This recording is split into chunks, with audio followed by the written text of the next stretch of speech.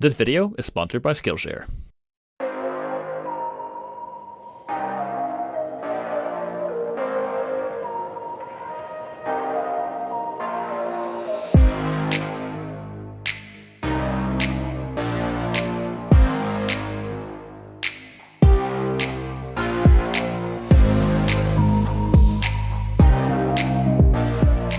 Hey everyone, it's great to see you again. It's been a while since my last video, but it's good to be back. I hope you had a great summer. Now the topic of today's video is going to be all about the new and improved Pathtracer in Unreal Engine 4.27 that just released not too long ago. Now previously, the Pathtracer had a number of limitations. It was much slower, and it didn't support the vast majority of material types like subsurface scattering, translucency, skies, so on and so forth. Now, all those features are mostly supported, and it's amazing. So the Pathtracer renders what we call a ground truth image. So this is similar to offline renderers like V-Ray and Arnold. It works by casting lots of rays into our scene to gather information about light and color to shade a given pixel. It includes feature-complete materials within reflections and refractions, super sampled anti-aliasing, and approximated caustics, which is totally new. But why use it at all? What's the point? It's slow, it's not real time, it kind of defeats the purpose of using Unreal. The Pathtracer is extremely useful when you want to compare your real-time lighting with a fully path-traced renderer. Pathtracer don't lie. They're not approximations of what light should do, they are physically accurate, giving you much better result, much better shadows, so much more detail. You can then use this to measure the quality of your real-time rendering and make adjustments from there. So for me, coming from a VFX background, I am beyond excited to start working with the Pathtracer again. I think this is an addition that makes Unreal insanely powerful. But you might be wondering, well, what's this path tracing thing? NVIDIA's been trying to sell us on the RTX and ray tracing stuff. What's the difference?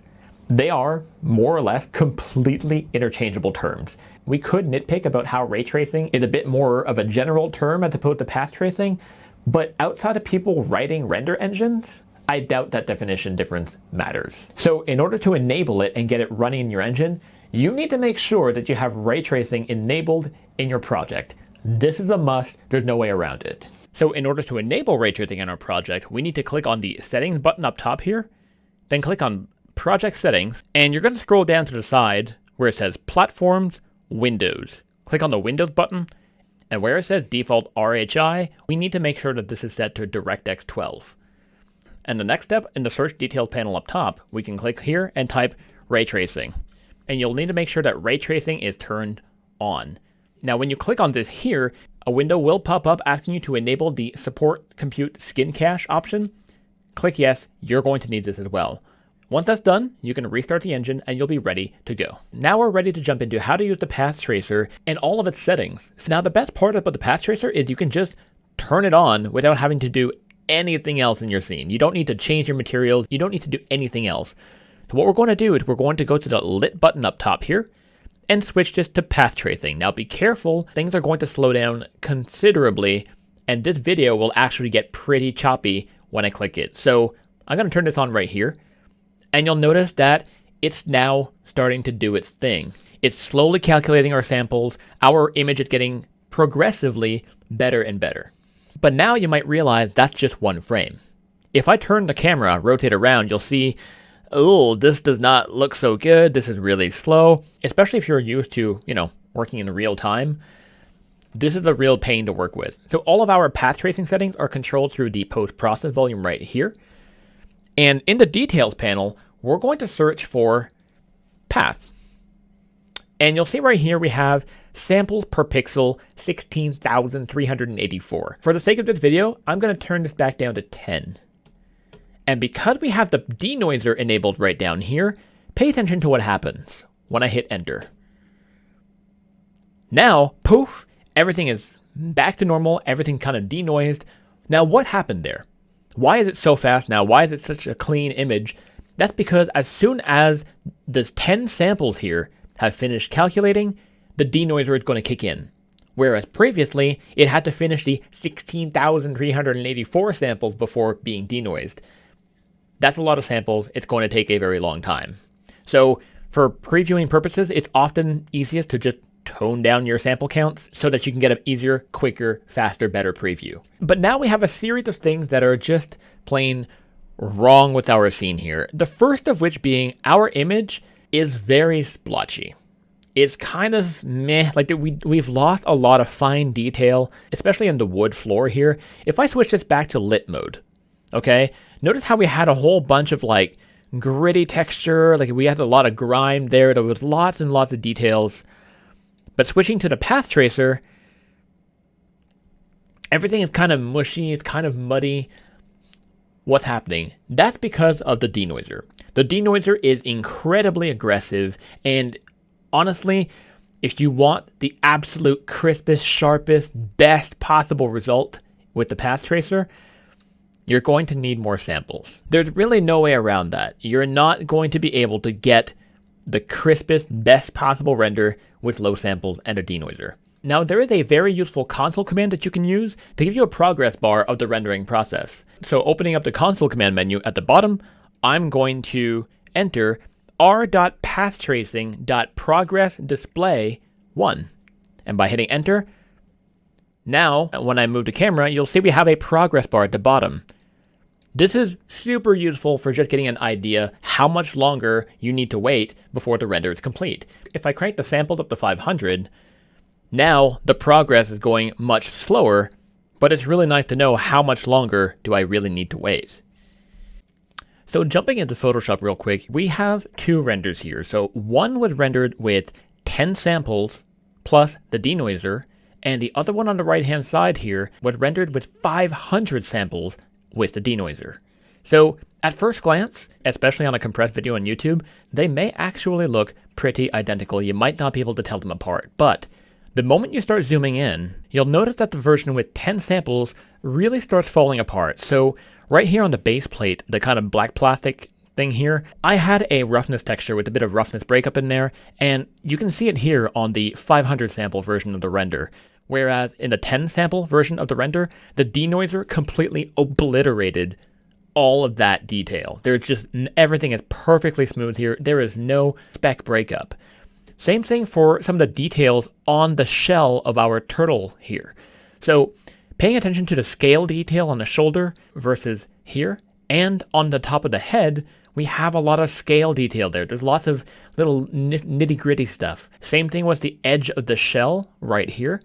Whereas on the 10 sample version of the render, all of these details on the top of the head and on the shell, it's been completely destroyed by the denoiser because the denoiser is so aggressive. We can even see on the front of the shell here, we got a kind of notch here, a bit of damage on the shell, and here it's barely visible. Let's go ahead and zoom in on the floor here, and the same thing kind of applies. It's actually surprising how well the denoiser worked, but it's no comparison to the 500 sample version right here. We get so much more crisp little details. It's the small details like this that make a substantial difference in the quality of a render. And same thing applies with just the edge of the wood plank here. We got these little notches, the ever so subtle breakup of the lines, whereas here it's just kind of smushed. We've lost a lot of detail here. So again, it's pretty subtle, and I'm actually quite impressed with the performance of the denoiser, especially at higher resolutions. But if you want the best possible quality, there is really no way around using more samples. In fact, if you have enough samples, you may be able to omit the denoiser entirely. So it's worth keeping in mind that the denoiser really is mainly intended for use with still images. As you can see here, I have a render with 100 spatial samples with the denoiser turned on, and you'll notice that right around here, or really all across the entire image, it's getting really flickery and jittery, and it looks like crap. The reason for this is because the denoiser is not temporal. And what I mean by this is the denoiser does not denoise the current frame based on the denoising of the previous frame. So each frame will be denoised in its own way individually, resulting in a super jittery mess like this. Now this can be mitigated somewhat by either having more samples and adding in some temporal samples in the mix in the movie render queue. So now you can see right here the results are much better with temporal samples, but I've increased the contrast here so that we can see more clearly. We still get quite a little bit of jitteriness and flickeriness in the shadowy areas, especially areas with lots of details right around the head here and in the areas that have lots of lens blur. So just keep in mind that the denoiser does not necessarily work all that well with animated footage. Now, next up in the details panel, we also have max bounces. Now, the amount of bounces you have here will also affect your render times. So toning down my samples to, let's say, 100 instead, and turning my max bounces to 1, you'll notice that we start getting a lot less indirect lighting. So what's happening is the light comes in, hits our surface, and bounces 1 time. If I do 3 bounces, you'll notice we get a bit more indirect lighting. Right? Especially our box right here. The box in the bottom left-hand corner is a great indicator of what's actually happening here. So by setting this down to 1 again, you'll notice our box in the foreground is very dark. Cranking this up to 10. Now, in the darker areas, things start getting lit up a little bit more. There comes a point of diminishing returns when it comes to the amount of bounces. So you don't need to have an insane amount of bounces. In fact, for many renders, I've capped it at 7. Really, you should only be using as many bounces as you need. But we'll get a little bit more into that later when we touch base on the glass materials. Next up, we have filter width here, which sets the anti-aliasing filter. So lower values will be sharper and more aliased, whereas larger values are softer and blurrier. So switching over to another environment here, I just want to show you a few other nifty features that we can find in the path tracing settings. So I'm going to go ahead and delete every single light in my scene here. So delete this directional light. And in my HDRI backdrop, I'm going to make sure that my skylight is actually disabled. It's not affecting our world, right? So we have no lights in our scene. The only thing in our scene will be this emissive HDRI texture. So you'll see everything is pitch dark. And when I turn on the path tracer,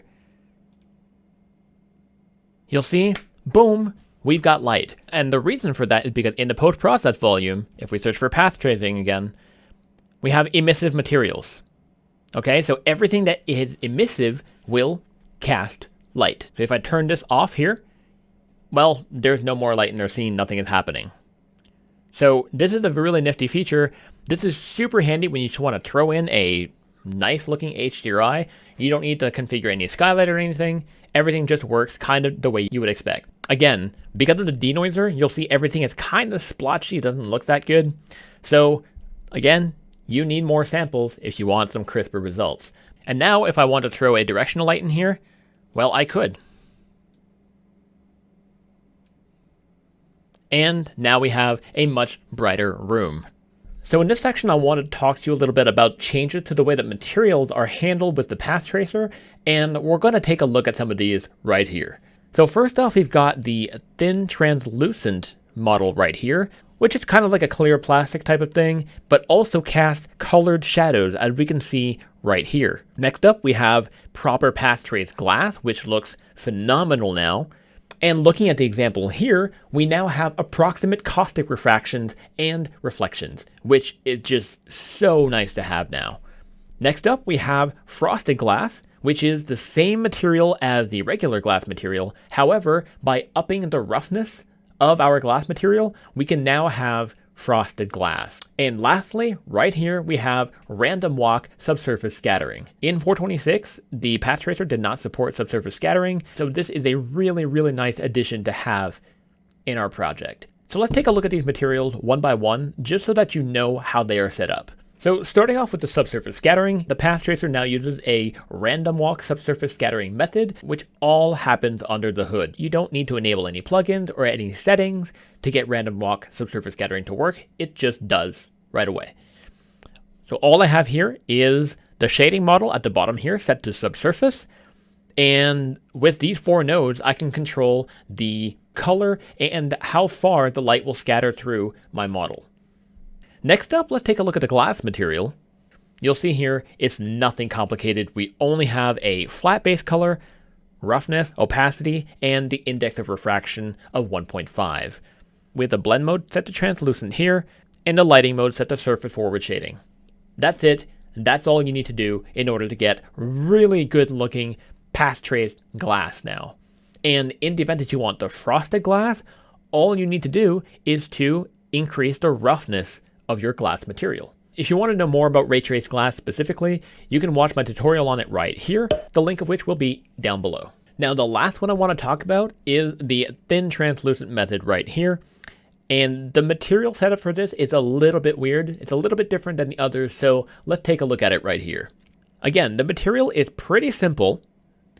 Make sure that we have our blend mode set to translucent and the shading model set to thin translucent right here. Really, the refraction, opacity, and roughness settings are all identical to the ray traced glass material.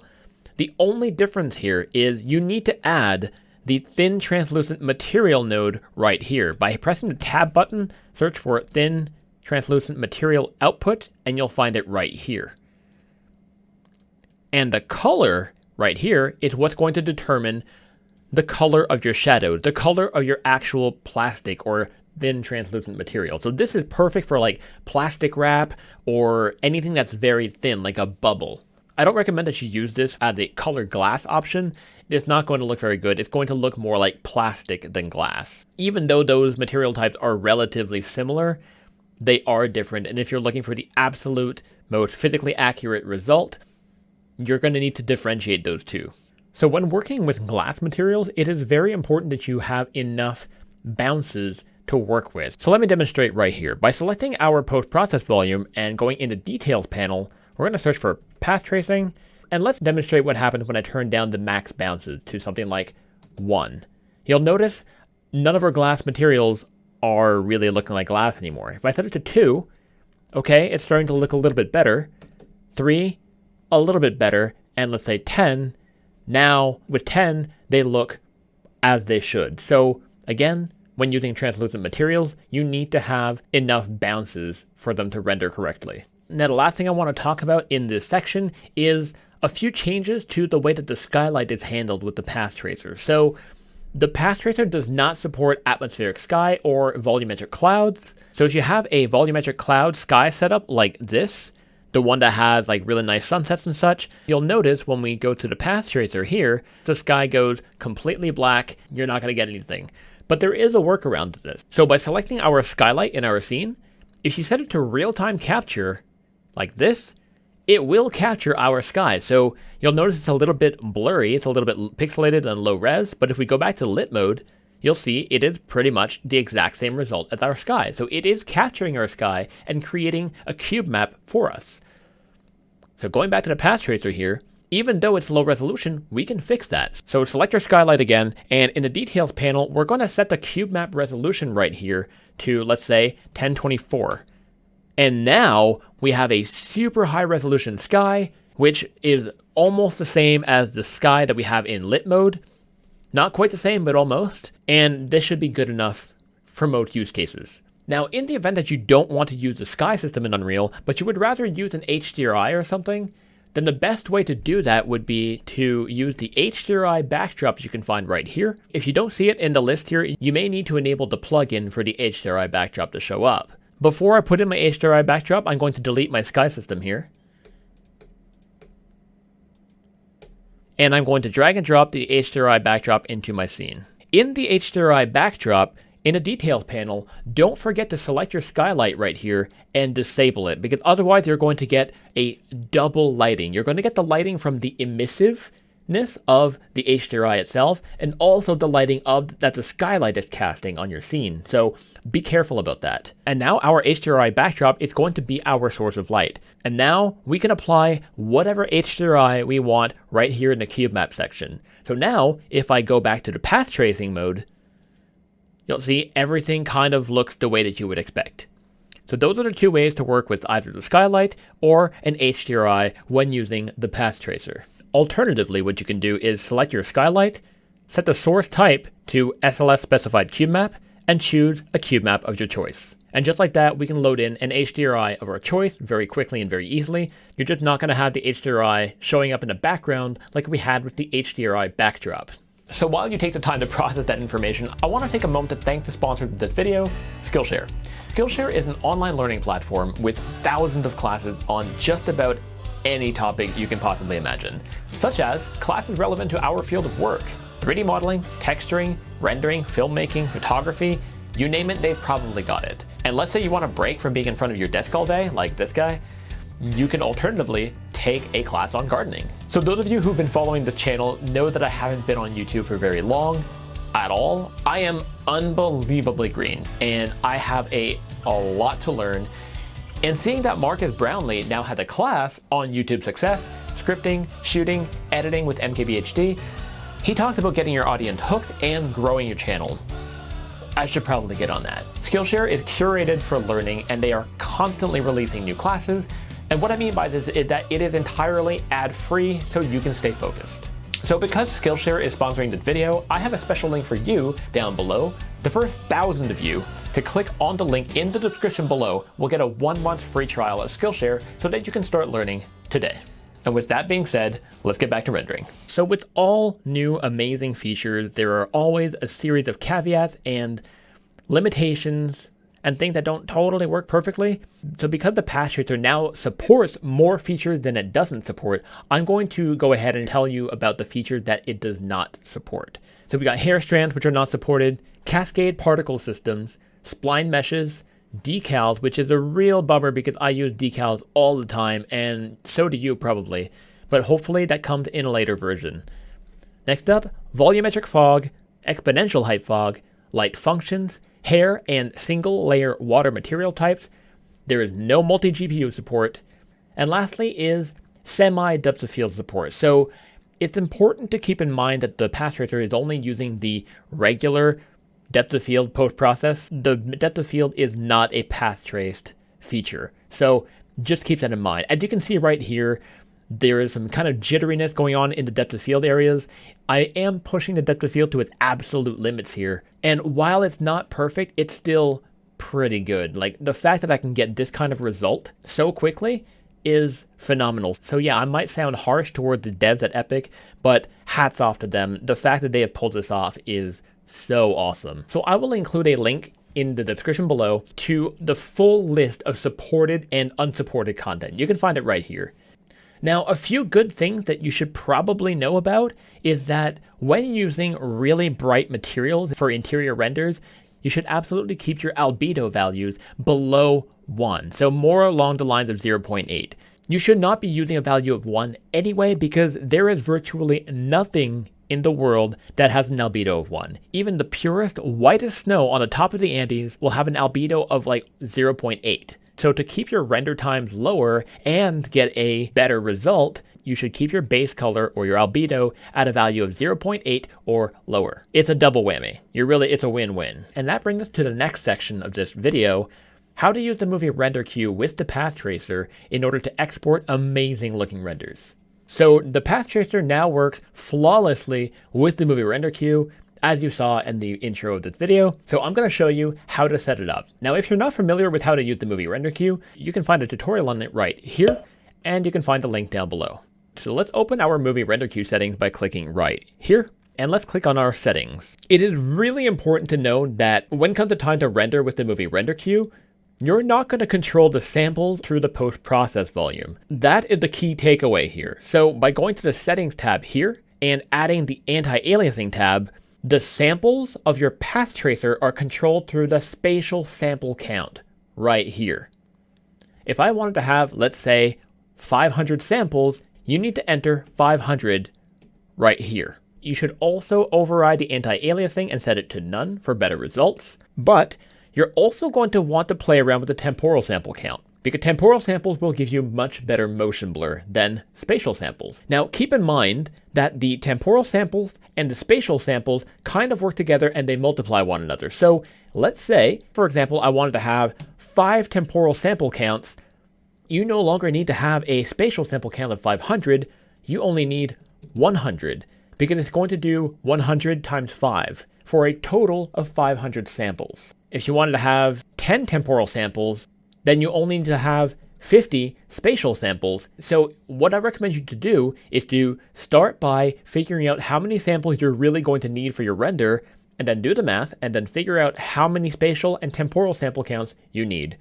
That is how it works, and that's really the main takeaway here. And now lastly, before rendering, you're going to delete the deferred rendering tab here, and we're going to add Pathtracer that you can find down here. You'll see here the Pathtracer has the exact same settings as the deferred rendering tab, and that's really all you need to do. So my preferred rendering settings are as follows. The temporal and spatial sample counts completely depend on what it is I'm rendering, but in general, 16 spatial samples and 16 temporal samples are a really good starting point. And lastly, turn off that denoiser. Yeah, you heard me. Noise is detail. And removing the noise means removing the detail, and your results are going to end up like a splotchy mess, like we've seen in the examples throughout this video. So in the examples you saw in the intro, absolutely no denoising was used, and the results turned out pretty okay. In fact, I prefer to denoise my renders in post, like in DaVinci Resolve or something, because I have way more control that way. Once you've determined how many samples you need and the movie render queue is set up correctly, hit that render button and spit those frames out. So if this video has helped you out, don't forget to hit the subscribe button. It really makes a big difference. Thanks so much for watching, and I'll see you next time.